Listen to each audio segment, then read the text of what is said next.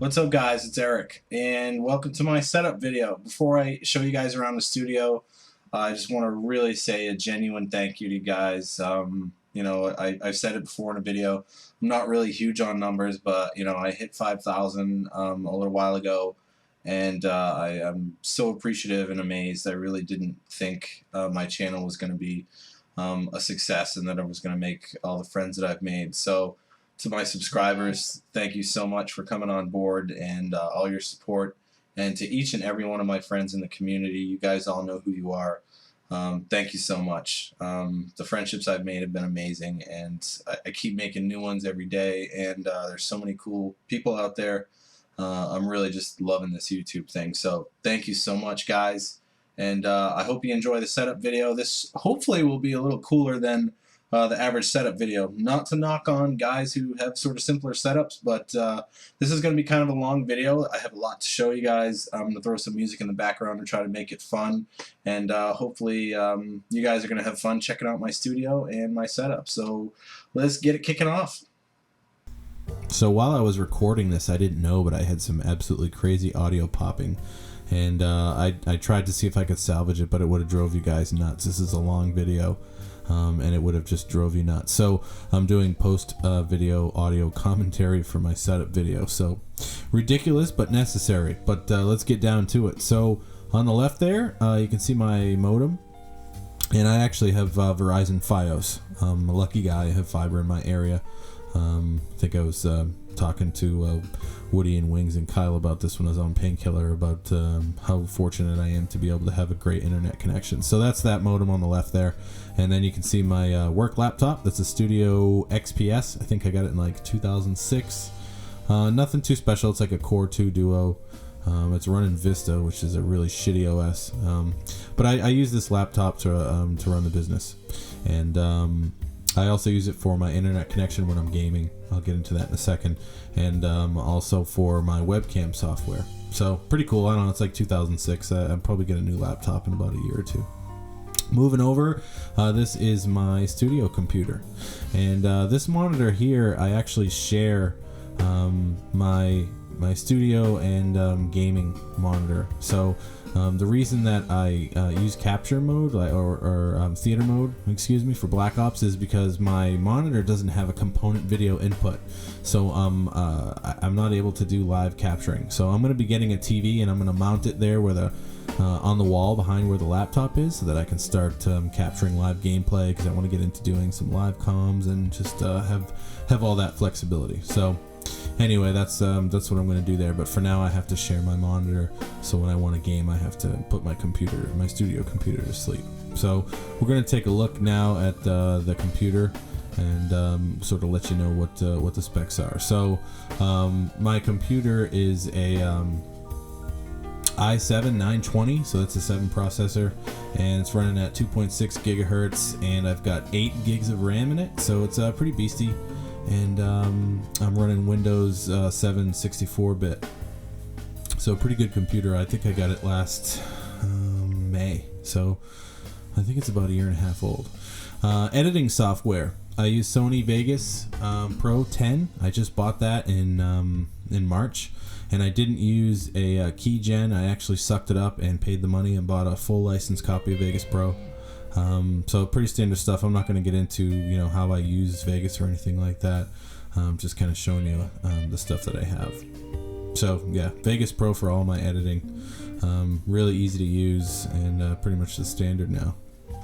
I think what I'm going to do here is I'm going to pick up the webcam and sort of show you some of the gadgets that I have on the desk here. So I had this thing mounted on a mic stand, trying to get that aviator video quality swagger, but fail. Probably wobbling and making you guys sick. So alright, so there on the right, there's my Xbox. I got an Xbox Slim, and I just bought that when the PlayStation Network came down. Pretty awesome. And then this thing here is a Tone Port. It's a Line 6 device. It's a Tone Port UX1. Really awesome device. So any of you guys who are trying to get into home, budget home studios, pick one of these guys up. It's got a stereo line input on the back, just 1/4-inch plugs. It's got a XLR mic input on the front. You can see the cable in there, and a direct guitar input. I use this thing for my commentary. So it comes with some software where you can do amp modeling, effects, all that sort of crap. Really awesome piece of equipment. And I don't use it for guitar too much, but it has some pretty good guitar modeling in it. So Line 6 makes a really good product. So that's pretty much my desk setup there. So now we're underneath my desk, and I went with a glass desk. This is all IKEA furniture, actually. So I didn't have much space to work with, so I wanted to be able to have some light under there. So over there on the left, you can see that's my PlayStation 3, and that is the first generation, the model, the 30-pound big boy. Still trucking, still going along for me. And then there's just an old, like 10-year-old Iowa little sound system. I've got the speakers above the desk there so I can listen to music. I plan on getting some high-end studio monitors soon, so I'll be pulling that out of there. There's my PC tower. You can see the Dell over there on the right. And you can see I'm kind of an OCD guy, and I keep my cables all clean and tied up and tidy so that there's no octopuses back there. So there's my Hauppauge PVR. And right above it, you can see that box there with the mic cable going in. That is the power module from my microphone. So I use a tube condenser microphone. It's a professional studio mic. It's not like a USB mic or anything. I've had it for 10 years, and I use the same vocal mic for my commentary and for my vocal recordings. So it's a really nice high-end microphone. And so that's basically it. And on here on the floor, these are my headphones. Right now, I'm using the Turtle Beach PX21s. You can see them there. And I think I'm going to get Astros soon. But I'm probably going to have to wait till Christmas because, all this stuff is expensive. It's hard to find the money for it. And I went ahead and got the DSS module. It's like surround sound. This is a quick little bonus clip. No studio office gaming room is complete without a samurai sword. And I've got that right next to my desk there because, you never know when you're going to have to cut somebody in half. So I highly recommend you get one. I wanted to show you guys this so you could make fun of me. Look at my extensive gaming library. We got Call of Duty Black Ops for Xbox, Call of Duty Black Ops for PS3, and Fallout for PS3. The thing is, I don't have a lot of time for gaming, so what I do is I turn them back into cash, right? So when I'm done with a game, I put it up on eBay and I get money for it so I can buy the next game. So I just turn my stuff over. I don't really have enough time to go back and keep playing games, so I just keep getting rid of them and spend the money on the next game. And then I have Corel Draw. I didn't have enough money to buy the Adobe suite. I would have preferred Adobe, but I spent so much money putting together the studio and getting everything I needed to start my YouTube channel. I just didn't have the cash left to go ahead and pick up the Adobe suite. So I haven't had a lot of time to do much with Corel, but anyway, that's it. So the next part of the video here is we're going to start getting into the rest of the studio. So there's my gaming setup there on the left. And what I'm going to do is start panning around to the right so that we can see everything I've got. So right behind me there on the wall is my bass guitar. And that is an Ibanez BTB. Great bass. Not very expensive. I think it's about $700, which isn't really too much for a bass guitar. A good one. Not much to say about it. Nice, clean, crisp, punchy bass. Over here is my synth, my keyboard, and this is a Korg Triton LE. And it's pretty small. It doesn't have weighted keys. It's more of a just studio workstation than for performance. But Korg makes great synths. This is pretty old. I need to replace it and update it. Probably gonna get a Yamaha motif with some weighted keys, but I need to wait a little. Playing all these instruments and trying to keep up with current models is really tough. That new keyboard's going to cost me about $2,000, so no time soon is that going to be coming into my studio. This thing works great though. And there's my giant iron G-clef. Pretty awesome, pretty boss. And here's the microphone that you're listening to right now. And I'm going to pull it up close so you can see it here. And so this is a Nady. And it's a TCM, which means tube condenser microphone. You can see there's the logo. Really nice microphone. So it's tube powered. A lot of times you'll have a microphone and you end up hooking it up to a tube preamp. And what that does is it warms up the sound, makes it sound a little bit warmer and less harsh. And I've got the pop filter there for the P's and S's and a shock mount. moving right along. So look at this thing here. This is what I use to send all my drums to my computer. Back in the day, you used to need all this outboard recording gear, right? You needed a giant mixer, interface, you needed signal processing. This is a Focusrite Sapphire Pro 40, and it's a Firewire device. What it lets me do is it takes 8 channels of audio, and it combines it and muxes it all together and sends it right to my computer through a Firewire cable. So there, bam, it's 8 channels, and it goes into Sony Acid Pro. I use Sony Acid Pro 7 as my audio recording software. Amazing. That's all I need. So all the stuff you've heard with my drum set, it's all going right through this thing. Really simple, really easy. One piece of hardware. So that combined with that tone port thing I showed you, that's all my hardware for my whole studio. Everything else is software based. So here's my audio headphones, Behringer HPS 3000s. I'm probably going to get rid of those soon. Moving on to the right, up above the Sapphire Pro module is one of my electric guitars, and I'm going to go pull it off the wall for you guys here. This is an Epiphone Les Paul model. Okay, so I got this in 2000.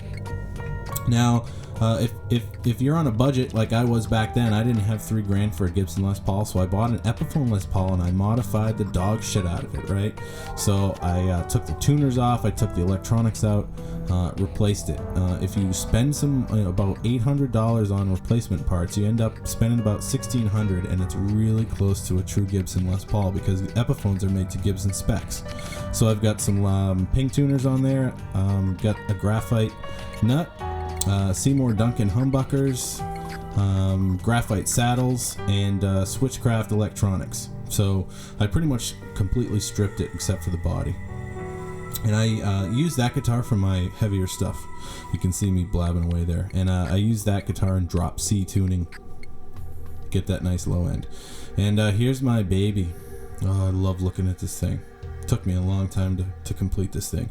So this is my drum set, and it's a custom made maple kit made by the Kenner Drum Company in California, Kentucky.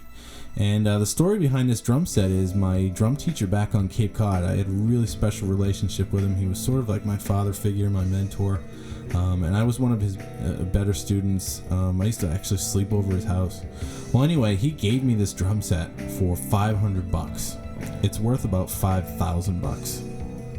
Amazing sound. So toms are 8, 10, 12, 14, and 16. The snare drum I bought in 1992 on my own with dishwasher money. No, actually it was 91. And that's a Yamaha brass piccolo. Unbelievably beautiful snare drum. Bass drum pedals, DW5000s, DW5000 hi-hat stand, and I use wooden beaters. You get a punchier sound. And that's a big ass 24-inch kick drum too, by the way. Cymbals, as you can see, I use all Zildjian cymbals. I love splash cymbals, as you can see. I don't know if you can tell if you're too into cymbals, but I've got 5 splash cymbals. A 6, an 8, 2 10s, and a 12-inch. I use K hi-hats, and those are also from 1991, so those are almost, I guess they're vintage at this point. Holy shit, Jesus, yeah, they're 20 years old. 16-inch thin crash on the left, 17-inch K crash. I just knocking on that ride there. That's a 20-inch Earth ride. They stopped making those in 1990, so I'm really starting to get old, aren't I? Jesus. China's on the right there. 14-inch Oriental trash and an 18-inch Swish. Next is my acoustic guitar. So here it is.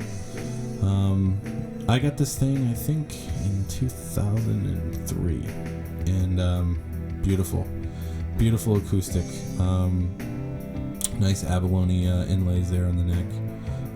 That thing's been with me for a long time. I've written a lot of songs on it, a lot of good memories. Moving along from the guitar, there's the entry door there. So check this out. This is my amp. This is my guitar amp. You can see the pedal board on the floor there. This is a Line 6, a Flextone 2 HD, 200 watt guitar head. Has built-in effects. Amazing. I've used it for so many different types of music, and it's never let me down. And I bought that thing in 2000, so that thing's really old, and it's still kicking. I just used it last week.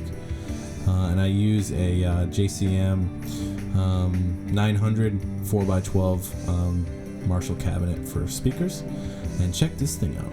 This is one of the favorite parts about my office. My wife got this for me for Christmas last year. So it's the Candyman. Check it out. It has a laser operated delivery system. You just stick your hand in front of the hole and boom, Skittles for days. What you know about next level candy delivery systems, haters? So yeah, I love that thing. I wanted to show that thing to you guys. So that's my fucking Skittle delivery system. And you know what? That's pretty much it. Up there is just a few shelves, some knickknacks. I don't know why my passport's up there, but some guitar strings, a passport, cymbal cleaner, DVDs, some sort of weird mask. And the final thing I wanted to show you guys is my baby. This is my pride and joy. Ready? Here it comes. Oh boy, look at that thing. This is a 2005 Fender American Standard Strat. This thing stays in the case, man. I use it all the time, but it goes right back in the case when I'm done. I wipe the strings off, I polish it. It's got a chrome deluxe tremolo. I've got a Seymour Duncan humbucker in there. It's got an HSS setup, so a lot of nice versatile sound. A lot of times you just hear 3 single coils. I got locking tuners on it, and yeah, you can see me just stroking it there. I just love this guitar. It's amazing. It's a true Strat, man. It's not a Mexican. It's not a Squire. It's the real deal. And I'm gonna start breaking it out and using it. Most of the stuff you've heard has all been on my Les Paul, but I'm gonna start using the Strat a little bit more. Maybe for a coffee house video coming up soon. So anyway, that's my baby. I'm gonna give that to my son someday. Awesome guitar. So there you have it, guys. That's my setup. I hope you enjoyed the video. Thanks for sticking around if you made it this long. I'm not sure how it is yet. I got to start editing it now. There's a lot of footage to go through, but hope you guys enjoyed the setup. If you have any more questions and maybe I missed some stuff, let me know in the comments. And yeah, thanks a lot, guys. And I will be seeing you soon. So take care, man. Blah!